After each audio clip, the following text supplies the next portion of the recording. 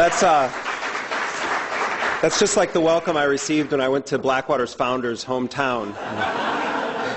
Almost identical. When his uncle came up to me and told me to stop messing with Eric Prince because he's doing the Lord's work with Blackwater. That's not a joke. I want to begin, first of all, by thanking the organizers of this conference. You know, not all of us share the same ideology or necessarily share the same political view of what it means to be in a movement. But I think all of us are united on basic principles of opposing this war, of calling for economic justice, of being against the death penalty, of believing that those who do harm to others do not speak for the people of this country. And I want to thank all of you for being here.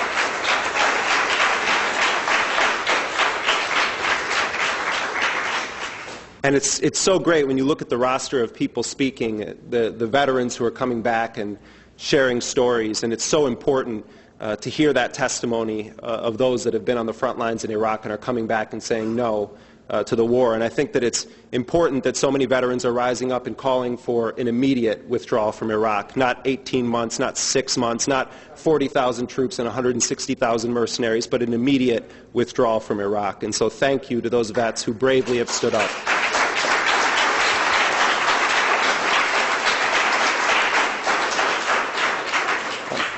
I also want to extend a personal thank you to Anthony Arnov, who was my agent on this book and reviewed the manuscript many times. Without Anthony's incredible dedication, this book would have never happened, and I want to personally thank you, Anthony, for all your work.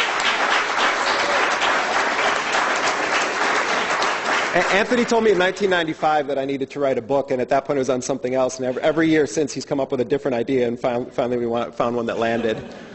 Well, I want to begin tonight by reading a short section from the book. I promise you I won't read any more sections from the book, but I want to open up with something that was the definitive moment in many ways of the Iraq occupation as of the spring of 2004. And many of you probably remember this incident. It would prove incredibly pivotal in the course that the war and the occupation would take. And it happened on the morning of March 31st, 2004 in the Iraqi city of Fallujah. When the 4 Americans rolled into Fallujah in their 2 Pajero jeeps, the Iraqi Mujahideen and the city of mosques were waiting for them. The main drag that cuts through the city is lined with restaurants, cafes, and souks, and on ordinary days, throngs of people mill around. But early that morning, a small group of masked men had detonated an explosive device, clearing the streets and causing shopkeepers to shutter their stores. From the moment the convoy of Americans entered the city limits of Fallujah, the men stood out. They were driving vehicles known widely in Iraq as bullet magnets. They were sporting wraparound sunglasses and Tom Cruise haircuts. Shortly after they entered Fallujah, the jeeps began to slow. To their right were shops and markets. To the left, open space. They'd hit some sort of a roadblock. As the vehicles came to a standstill, a grenade was hurled at the rear jeep, quickly followed by the rip of machine gun fire. Bullets tore through the side of the rear Pajero like salt through ice, fatally wounding the 2 men inside. As the blood gushed from them, masked gunmen moved in on the jeeps, unloading cartridges of ammo and pounding their way through the windshield. Chants of Allahu Akbar, God is great, filled the air. Soon more than a dozen young men who'd been hanging out in front of a local kebab house joined in the frenzy. By the time the rear jeep was shot up, the Americans in the lead vehicle realized that an ambush was underway. They tried to flee or to turn around and help their wounded comrades, but it was too late. The crowd quickly swelled to more than 300 people as the original attackers faded into the side streets of Fallujah. The jeeps were soon engulfed in flames, and men and boys literally tore the men apart, limb from limb. In front of TV cameras, a young man held a small sign emblazoned with a skull and crossbones that declared in English, "Fallujah is the graveyard of the Americans."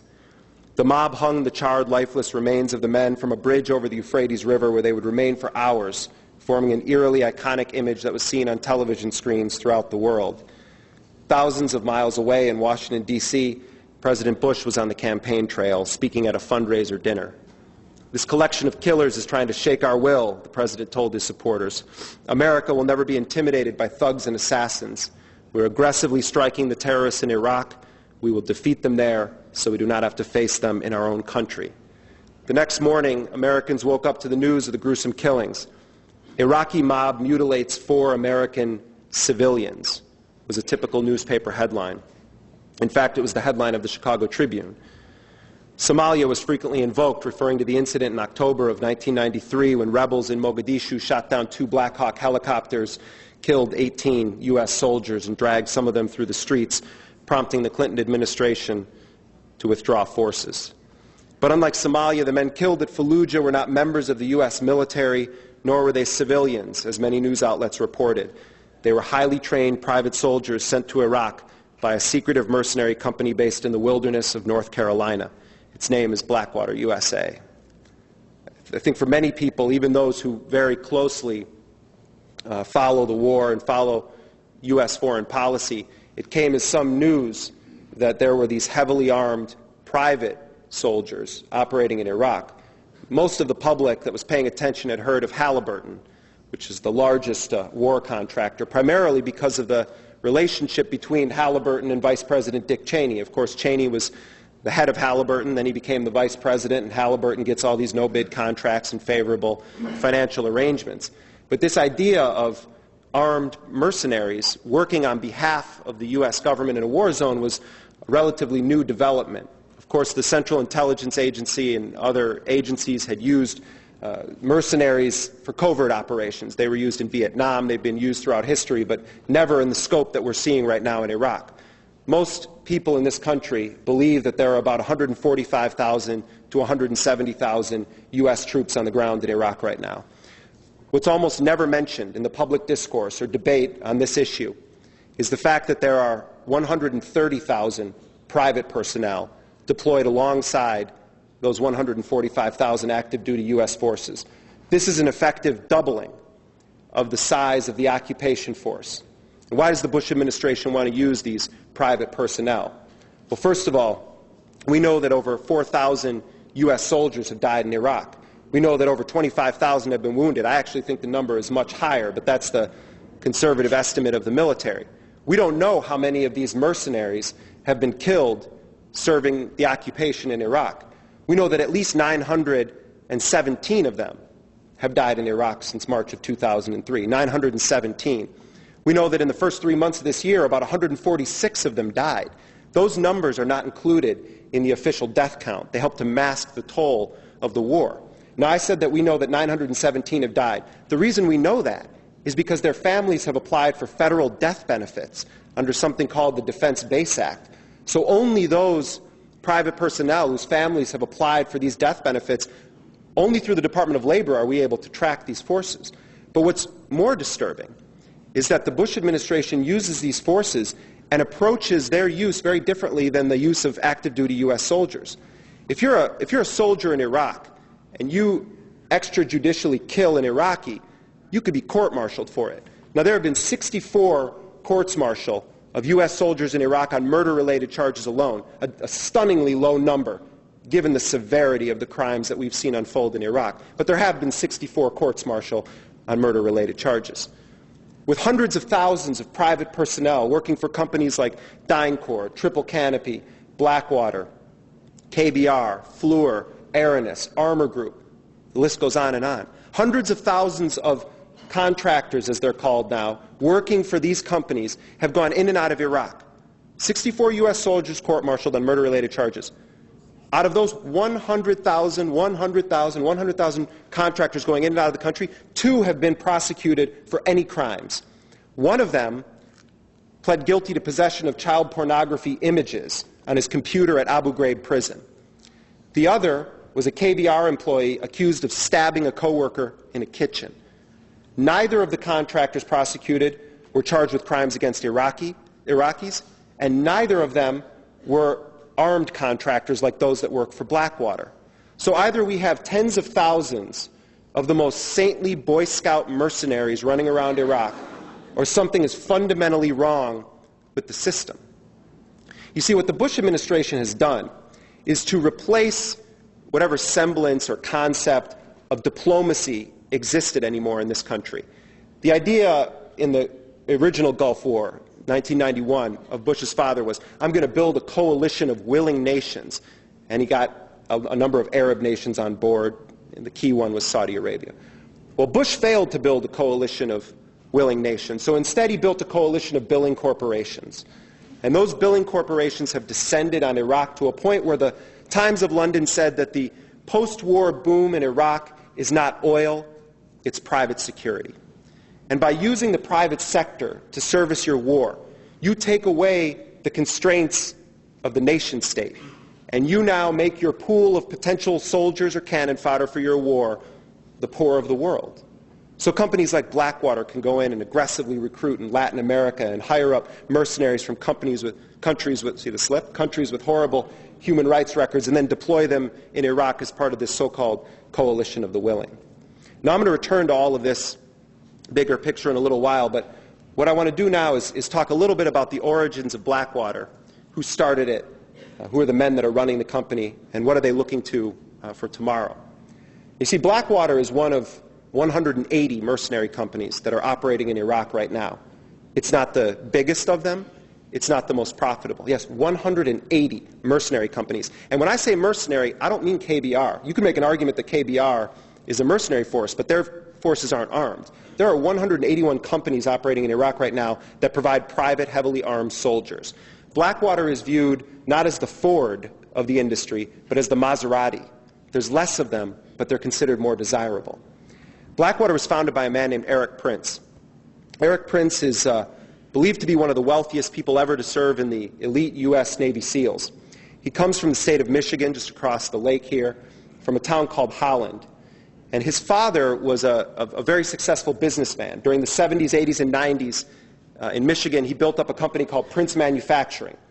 And Prince Manufacturing was perhaps best known for an invention that many people have in their cars as they drive around today, the now ubiquitous lighted sun visor. If you pull down the visor in your car and it lights up, you have a bit of Blackwater's history riding around in your vehicle.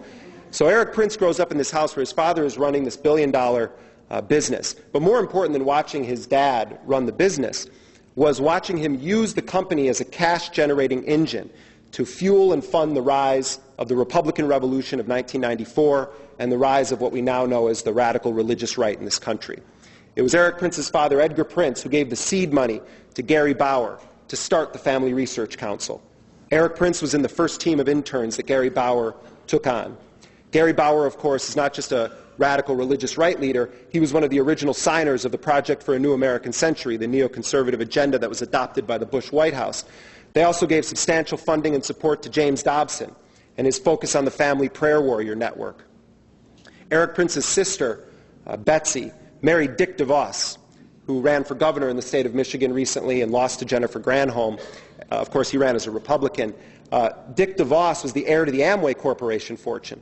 Amway was the single greatest bankroller of the Republican Revolution. Many say it was a company that was run by like a cult that used its marketing team spread out across the country as a sort of political engine to try to overthrow what they saw as secularist politicians in the United States.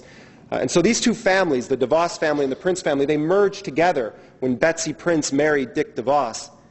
And they merged in the kind of marriage that was commonplace in the monarchies of old Europe. And together they formed a formidable, behind-the-scenes power player in radical right-wing politics in this country. Eric Prince was an early intern at George H.W. Bush's White House, but he complained that it wasn't conservative enough for him. On gay issues, on the budget, on the environment, were the three issues that he cited. He also was an intern for Dana Rohrabacher, one of the biggest lunatics in the Congress. Dana Rohrabacher was an advisor to Ronald Reagan and was a senior speechwriter for Reagan. Rohrabacher gets elected to Congress after leaving the Reagan White House, and in the 3 months between the election and the beginning of his term, he flies over to Afghanistan to fight on the side of the Mujahideen against the Soviets and continues to brag about this. These were the people that peppered the landscape of young Eric Prince's upbringing, the man who would go on to found Blackwater. Now, in 1995, Eric Prince had been in the Navy SEALs for a number of years. It had been his dream to be in the U.S. military, and he had deployments in Bosnia, in Haiti, in the Mediterranean. But in 1995, his father died suddenly of a heart attack in the elevator of the family business, and Eric Prince's young wife had cancer, and he goes back to Michigan to help the family sort through the business. And at the funeral of Edgar Prince, the two main eulogies for him given were by Bauer and Dobson.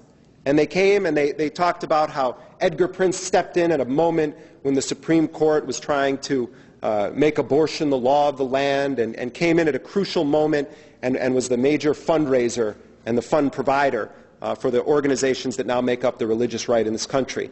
So Eric Prince sits down with his family after his father's death, and they try to decide what to do with the family business, and ultimately after deliberation they decide to sell it for $1.3 billion in cash. They sold it to Johnson Controls. Johnson Controls sent the jobs out of the country. And the Prince family divides up the money. Eric Prince then goes out to North Carolina, teams up with a small group of other guys that he had met in the Special Forces, and together they begin building what would be called Blackwater Lodge and Training Center. At the beginning, it was nothing more than about 5,000 acres of land spread over 2 counties in North Carolina, and the vision of Eric Prince. They began to build up that company, and they incorporated it in late '96. They build it up through '97. It's a fairly quiet time. In '98, they have their grand opening, and there are 2 special congressional guests. Dana Rohrabacher is flown out for the grand opening, and John Doolittle, another right-wing, very right-wing Republican congressman from California. And their reason for being at Blackwater's grand opening in the literature at the time was that they were staunch defenders of the Second Amendment. And so the original concept of Blackwater, by all accounts, had nothing to do with providing mercenary services. It was supposed to be Blackwater Lodge and Training Center. And the idea was it was going to be a sportsman's paradise, a place where gun enthusiasts could come and fire off their weapons. But then early literature of the company also indicated that they intended to take advantage of what they saw as the coming accelerated government outsourcing of security and firearms-related training.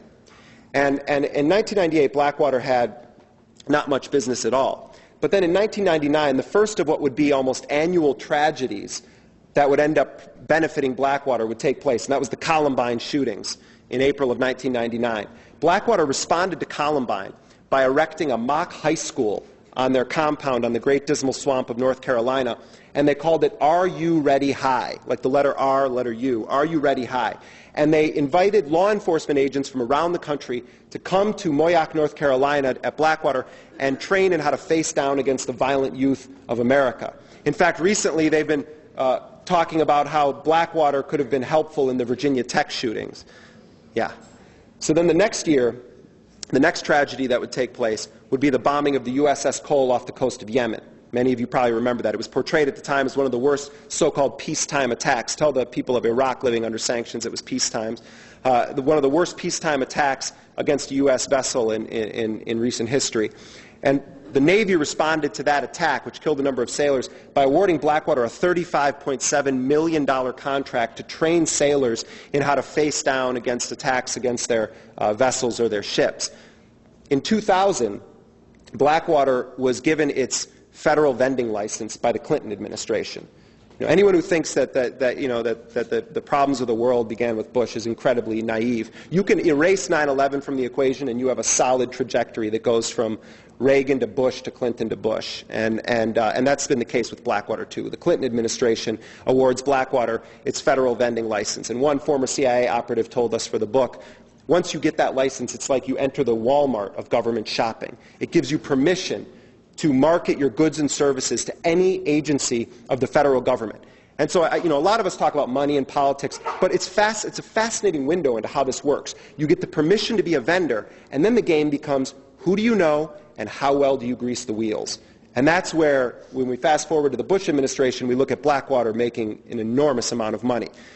So under Clinton, they're given this federal vending license. At the beginning, the federal government estimated that Blackwater was going to gross about $125,000 over 5 years. By the time 6 years had elapsed, they'd grossed over $100 million. And one spokesperson for the government said to me, well, they were incredibly good at marketing their services. But in 2001 was when the crucial event happened that would make Blackwater's fate incredibly profitable.